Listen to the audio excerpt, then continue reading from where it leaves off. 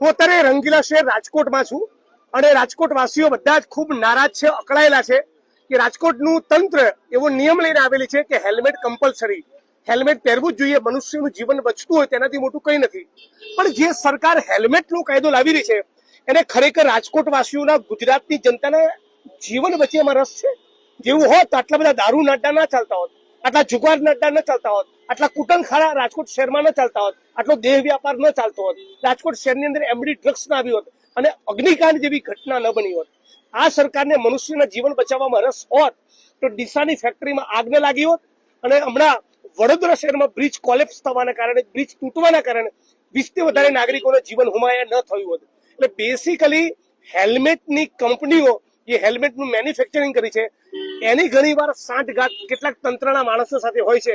એમને રીઝવવા, એમનો ફાયદો કરાવવા, એમને ગજવા ભરવા માટે લોકોને પરેશાન કરવામાં આવતા હોય છે. અને રાજકોટ વાસીઓનું ખાસ એવું કેવું છે કે હેલ્મેટ અમને પહેરાવો, નો પ્રોબ્લેમ, અમે પહેરીશું, પણ એ પ્રમાણેના રોડ રસ્તા તો આપો. ચારેકોર રાજકોટ શહેરમાં ભૂવા, ચારેકોર ખાડા, ભ્રષ્ટાચારના કારણે, ભારતીય જનતા પાર્ટીના ભ્રષ્ટાચારના પાપના કારણે આખું રાજકોટ શહેર બરબાદ થઈ ગયું. રાજકોટ જેતપુર હાઈવેની પરિસ્થિતિ કંગાળ છે, બિસ્માર છે.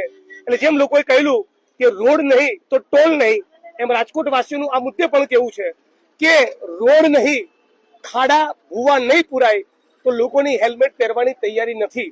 એટલે રાજકોટના તંત્રે અને સરકારે ગંભીરતાપૂર્વક વિચાર કરવો જોઈએ.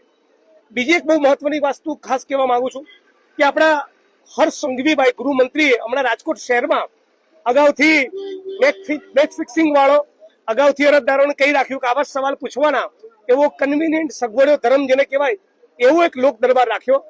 આવનારા દિવસોમાં હું લોક દરબાર રાખીશ અને નકલી નહીં, અસલી લોક દરબાર હશે ત્યારે ખબર પડે કે રાજકોટ શહેરમાં કેવા ધંધા ચાલી રહ્યા છે અને રાજકોટ ભારતીય જનતા પાર્ટી એ કેવું શાસન ચલાવી રહ્યું છે. આવનારા દિવસોમાં હું ફરી રાજકોટ આવીશ અને હર્ષ સંઘવી જે નકલી લોક દરબાર કર્યો એની સામે અસલી જનસુનવાઈ, અસલી લોક દરબાર થશે અને સાચા અર્થમાં ત્યાં રાજકોટ વાસીઓ, રાજકોટ જિલ્લાના લોકોનું પણ સ્વાગત છે, પોતાના પ્રાણ પ્રશ્નો એ લોક દરબારમાં ઉજાગર કરી શકશે.